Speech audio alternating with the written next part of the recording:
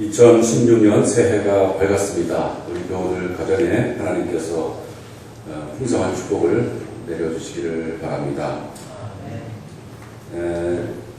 이 예배가 2016년에 드리는 첫 번째 예배입니다.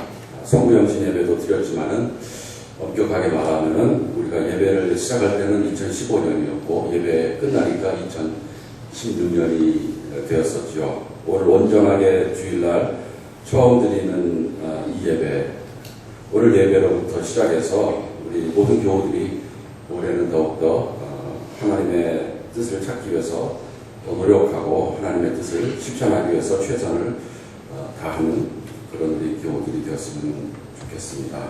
2015년 한 해는 역시 다사다난했습니다.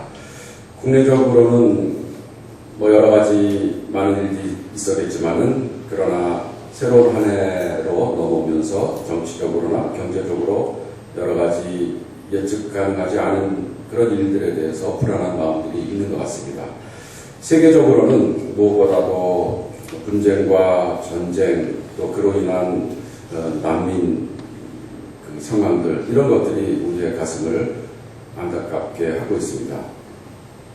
새로운 한 해에 이런 많은 문제들이 해결이 될 것이라는 확신이 있으면은 우리가 좀 더 희망적으로 한 해를 맞이할 텐데 그렇지 못한 것이 오늘의 현실인 것 같습니다. 우리 기독교인들은 어떤 마음가짐으로 새로운 한 해를 맞이하여야 할까요? 너무 희망을 갖지도 않지만 그러나 또 너무 절망할 필요는 없을 것 같습니다. 아마 우리가 가져야 될 적절한 태도는 한 해 한 해의 결산에 따라서 너무 일비하지 말고 큰 그림을 보면서 유연하게 삶을 살아가는 것이 바람직한 모습이 아닐까 하는 생각입니다. 농부들도 한 해 농사를 짓고 나서 그것에 의해서 모든 것을 판단하지 않습니다. 한 해 흉년이 들었으면은 또 그 다음에 흉년이 들 수도 있는 것이고요.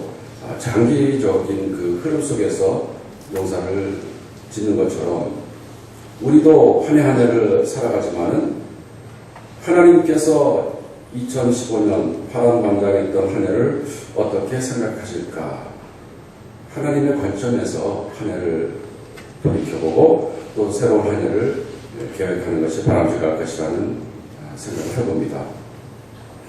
그런 점에서 볼 때 우리가 오늘 봉독한 에베소서의 말씀과 요한복음의 말씀은 매우 적절한 말씀입니다. 정말 이 두 말씀은 굉장히 큰 스케일의 주제를 우리들에게 소개하고 있습니다. 오늘 읽은 에베소서 말씀 4절을 보니까 하나님은 세상 창조 전에 그리스도 안에서 우리를 택하시고 사랑해 주셔서 하나님 앞에서 거룩하고 흠이 없는 사람이 되게 하셨습니다. 이렇게 말하고 있습니다. 우리가 도대체 상상하기도 힘든 엄청난 내용을 담고 있는 것이죠. 우리는 아직도 세계도 잘 이해하지 못하고 창조에 대해서도 완전히 이해하지 못하고 있는데 그 이전의 일에 대해서 이 본문이 말씀하고 있지 않습니까? 그리고 그 이전의 일이 대단히 심오하고 어려운 주제일 거라고 기대를 했는데 막상 그 내용을 보니까 하나님이 우리를 사랑해 주셔서 우리가 거룩하고 흠없는 사람이 되게 하는 것, 그것이 하나님이 갖고 계신 계획이다. 계획의 핵심이다. 이렇게 말씀을 하는 것입니다. 태초부터, 태초 그 이전부터 하나님이 우리를 사랑하시고 우리가 거룩하고 흠없는 삶을 살기 원하는 것, 그것이 결국은 온 우주의 신비를 풀어낼 수 있는 열쇠다. 우리가 그렇게 이해할 수 있는 것이죠. 우리가 어떤 존재이기에 하나님께서는 처음부터 그렇게 우리를 소중하게 여기셨을까 하는 생각을 해볼 수밖에 없습니다. 이 세계보다도 우주보다도 우리를 향한 하나님의 사랑이 더 근원적이고 우선적이라는 말씀입니다. 이 말씀이 정말 우리에게 믿어지면 그 깨달음 하나 갖고도 우리가 삶을 사는데 충분하지 않겠습니까? 그것 외에 어떤 다른 위로나 다른 격려가 필요하겠습니까? 우주를 지으시기 전에 하나님께서 우리가 진정한 참된 행복한 삶을 살기 바라셨다는 그것 하나로 우리들에게는 모든 것이 이루어지는 그런 기쁨을 누리게 될 것입니다. 5절을 보니까 하나님은 하나님의 기뻐하시는 뜻을 따라 예수 그리스도를 통하여 우리를 하나님의 자녀로 삼으시기로 예정하신 것입니다. 이렇게 말씀을 하고 있습니다. 이것이 우리가 한 해 한 해, 한 달 한 달, 하루하루를 평가할 수 있는 큰 틀이 된다고 생각할 수 있는 것이죠. 하나님의 청사진 안에서는 세계보다도 우주보다도 우리 한 사람 한 사람에 대한 애정이 더 중요한 것이라는 사실입니다. 하나님께서는 우리가 행복하게 살 수 있는 삶의 자리를 제공하시려고 우주를 만드셨고 우리를 그곳에 살게 하신 것입니다. 창세기 1장에 나오는 창조의 이야기를 보면은 하나님께서는 6일 동안 천지를 창조하시고 6일 마지막 시에 인간을 창조하셨습니다. 인간을 지으실 때 하나님의 형상을 인간에게 주어서 고귀하게 만드시고 인간에게 온 세상의 주인으로서 온 세상을 잘 관리하라는 그런 사명을 주셨습니다. 인간에게 낙원을 주신 것이죠. 그리고 낙원의 삶도 주신 것이죠. 그런데 인간은 하나님께서 부여하신 특권적인 그 자유의지를 잘못 사용하여서 선악과를 따먹음으로 그 아름다운 낙원이었던 에덴 동산에서 쫓겨나게 되었습니다.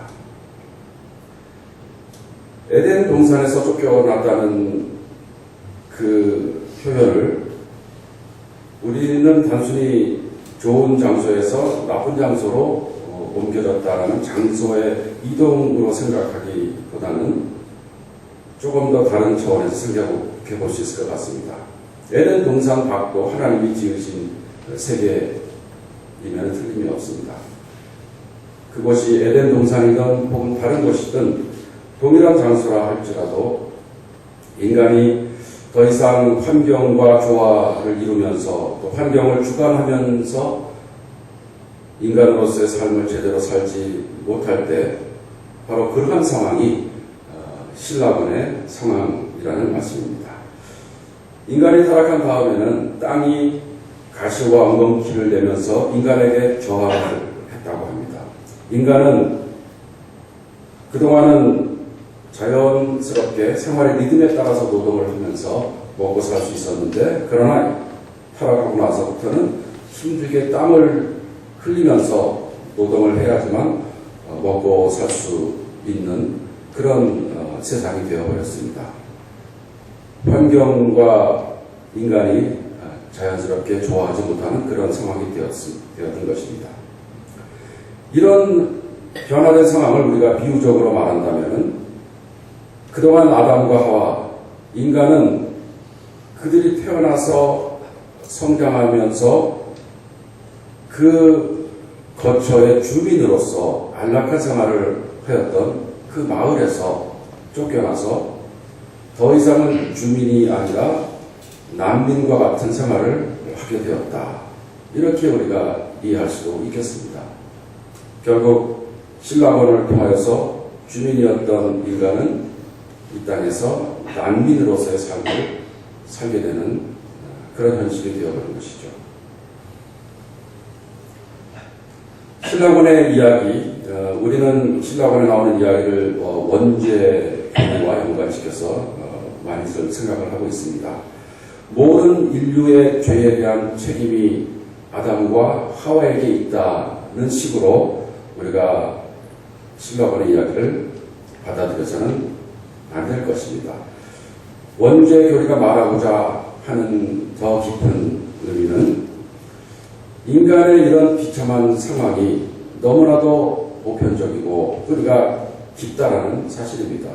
우리의 일상 삶 속에서 또 인류의 역사를 살펴볼 때 정말 인류의 시조가 이런 일을 하였다라고 말을 할 수 없을 정도로 너무나도 뿌리 깊게 보편적으로 인간이 사는 곳에는 이러한 모순되고 왜곡된 모습이 있다는 것을 이 신라본의 이야기가 우리에게 전해주는 것입니다.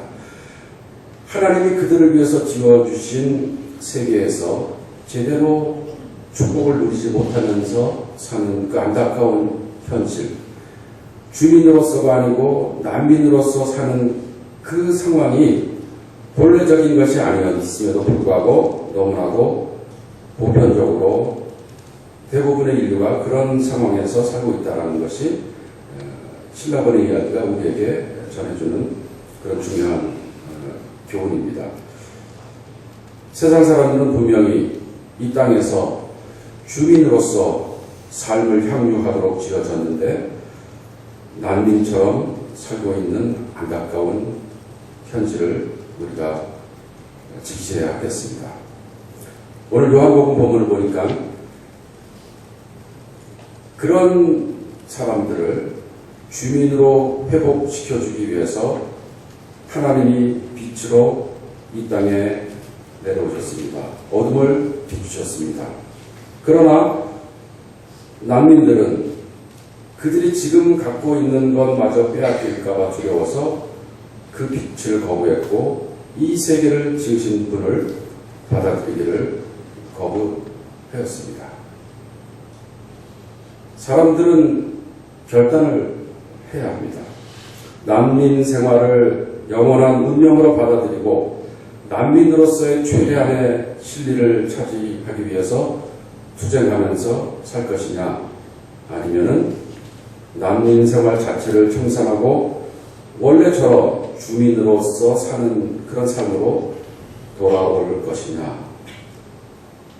성경은 분명하게 우리들에게 하나님의 기뻐하시는 뜻이 무엇인지를 말씀해 주고 있습니다. 그러나 세상 사람들은 무엇이 더 좋은 선택인지 그 두 가지 사이에서 많이 갈등을 하고 있습니다. 성경은 우리들에게 분명히 말하기를 말씀이 육신이 된 성육신을 통하여서 또 십자가와 부활을 통하여서 하나님께서는 창조의 원래의 그 축복을 우리들에게 회복시켜 주셨다라고 선포를 합니다. 하나님은 우리들에게 이렇게 말씀하십니다. 더 이상 어둠 속에서 헤매면서 죄를 짓고 살지 말고 내가 창조한 이 창조의 질서 안에서 불안한 난민이 아니라 당당한 주민으로서 늘 두려워하는 종이 아니라 담대하고 떳떳한 자녀로서 삶을 살아라. 이렇게 우리를 초대하고 계십니다. 이것이 바로 우리가 받아들일 복음의 핵심이고 그리스도인들은 그 복음을 믿고 난민으로서가 아니고 주민으로서 삶을 살아가는 사람들입니다. 세상 많은 사람들은 당장 눈앞의 현실을 보면은 악이 승리하는 것 같고 불의와 편법, 번노술수가 행복한 삶을 사는데 더 유용한 방법인 것처럼 보이기 때문에 결단을 쉽게 내지 못합니다.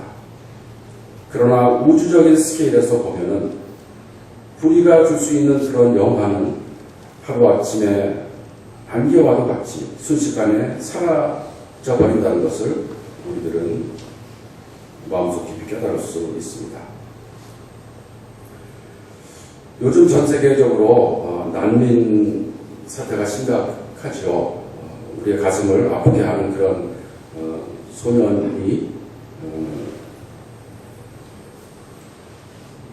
익사하여서 해변에서 발견되는 그런 일들도 있고 그 외에도 너무나도 안타까운 일들이 많이 일어나고 있습니다. 아프리카와 중동 지역에서 계속해서 분쟁이 일어나면서 지중해를 통하여서 탈출을 시도하다가 많은 사람들이 목숨을 잃고 있습니다. 유럽의 국가들은 어떻게 해서든지 난민을 받지 않으려고 안간힘을 쓰고 있는 상황입니다. 수많은 사람들이 마을이 파괴가 되어서 난민촌에 수용되어서 굉장히 어렵고 불편한 생활을 하고 있습니다. 그런데 이렇게 정말 엄격한 의미에서의 문자적인 난민이 아니고 그 외에 세상에 많은 사람들도 그렇게 형편이 좋은 것은 아닙니다. 연세대학교에서 작년 퇴임하신 그 조한혜정 교수의 분석에 의하면은 지금 우리나라에서 우리가 관측하고 있는 출산율이라든가 또 자살률이라든가 이혼율 이런 것들을 수치를 이렇게 분석해 보면은 대체로 난민들이 사는 그런 사회에서 나오는 통계와 굉장히 비슷하다고 얘기를 하고 있습니다. 다시 말하면은 우리나라가 난민촌이 되어버린 셈이라는 것이죠. 삼포 시대라든가 구포 시대 혹은 N포 시대, 헬조선 이런 용어들은 정말로 이 땅에서 우리가 주민으로 사는 것인지 아니면 난민으로 사는 것인지 그런 질문을 하게 합니다. 나의 살던 고향은 꽃피는 산골. 우리 모두가 가슴속에 품고 있는 우리 마을에 대한 그 향수가 있는데 그러나 자신이 태어나고 자신이 살고 있는 나라에서 자신의 동네에서 많은 사람들이 난민처럼 살고 있는 것이 아닌가 이런 염려를 많은 사람들이 하고 있습니다. 그래서 요즘에 뜻있는 사람들은 우리가 지금이라도 마을에 관심을 기울여서 마을에서 주민으로서 삶을 살 수 있는 그런 문화를 만들어보자라고 많은 노력들을 하고 있습니다. 서울시나 경기도에서도 시장이나 도지사가 적극적으로 마을 살리기 운동을 하고 있다고 합니다. 이거는 새마을 운동하고는 격이 다른 운동이죠. 정말 원래 마을을 회복하자는 그런 운동이 되겠습니다. 마을 단위로 생명의 네트워크를 형성하여서 그 생명망 속에서 어려운 생명들을 살리고 모두가 생명력을 회복하자라는 그런 운동을 뜻있는 많은 사람들이 하고 있습니다. 작은 교회들이 또 중심이 되어서 그 마을 교회 운동도 많이들 하고 있습니다. 대형 교회가 굉장히 많고 또 많은 사람들의 주목을 받고 있고 또 그것 때문에 여러 가지 비난도 받기도 하지만은 그러나 이곳저곳의 작은 교회들이 그 마을의 중심이 되어서 예배뿐만이 아니고 지역 주민들을 위한 문화센터 그리고 지역 사람들의 어떤 정신적인 지주가 되는 그런 역할을 하는 교회들이 많이 있습니다. 이런 모든 노력들은 우리가 너무나도 삭막해진 이런 도시생활 가운데서 우리가 난민과 같은 이 지역과 마을과 연계가 없는 그런 떠돌이와 같은 삶을 더 이상 살지 말고 지역에 근거한 주민으로서의 삶을 살자라는 그런 운동인 것입니다. 특히 우리 삼회교에서는 우리 배민수 목사님의 그 여러 가지 뜻과 그분의 업적을 생각할 때 난민에서 주민으로라는 것이 정말 우리들에게는 굉장히 중요한 목표가 될 수 있고 구호가 될 수 있다는 생각을 하게 됩니다. 배민수 목사님이 1923년 평양 숭실대학을 다니던 시절에 조만식 선생님을 만나서 조만식 선생님의 그 감화를 많이 받았다고 합니다. 조만식 선생님과 독립운동에 대한 토론을 하면서 그 당시 상황에서 무력 투쟁에 한계가 있다라는 생각에 미치고 가장 효과적이고 긍정적인 민주 독립운동의 방식이 바로 농촌운동이다라고 그렇게 깨닫게 되었다고 합니다.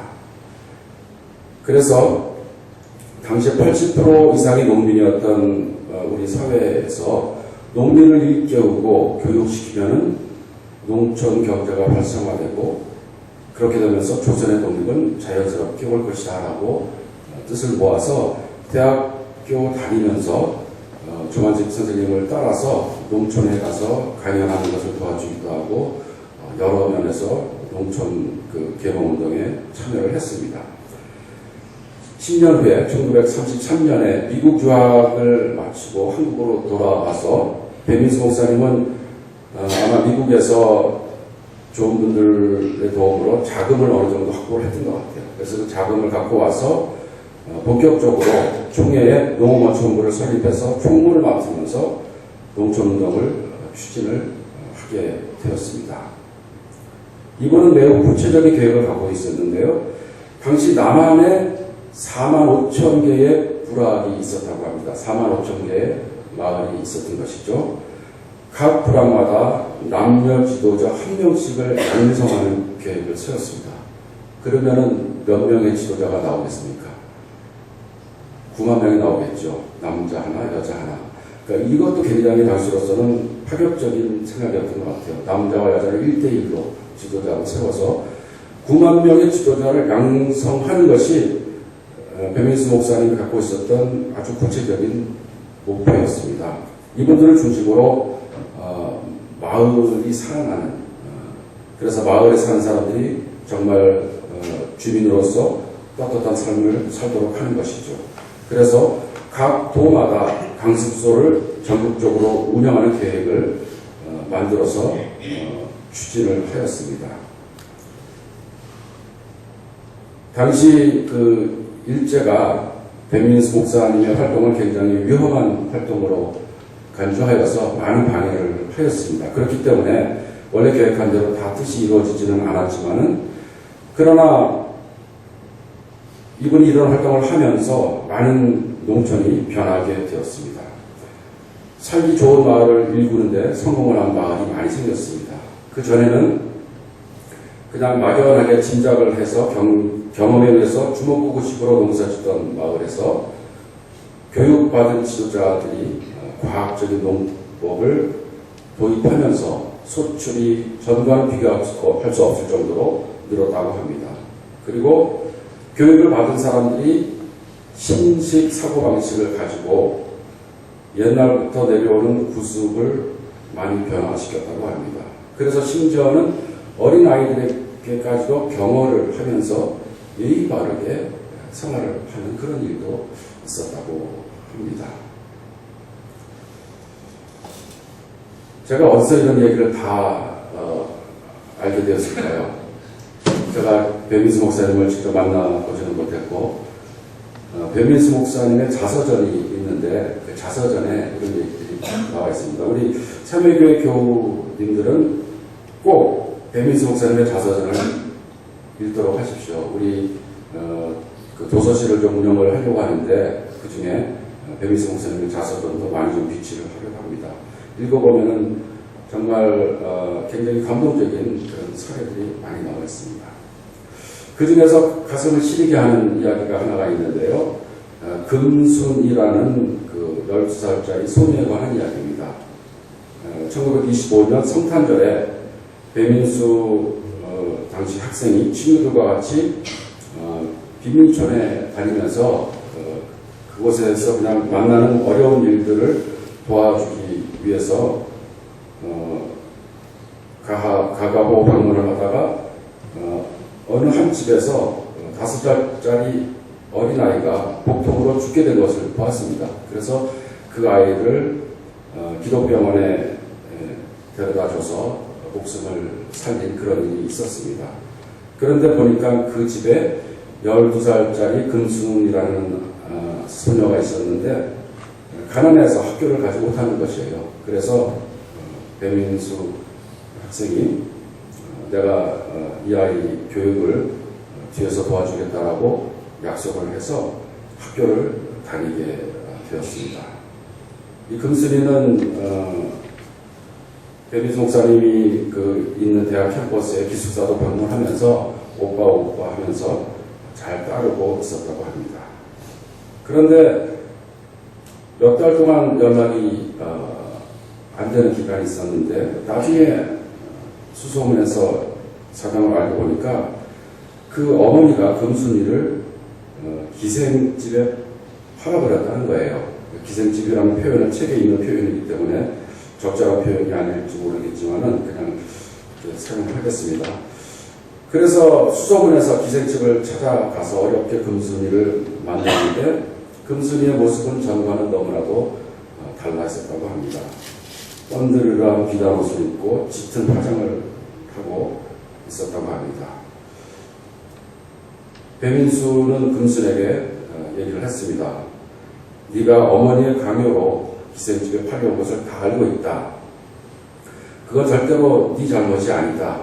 네가 학교에 가고 싶다면은 내가 너를 도와주겠다.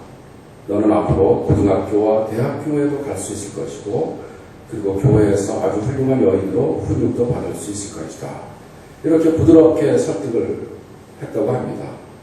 그러나 금순이는 끝까지 거절을 했다고 합니다.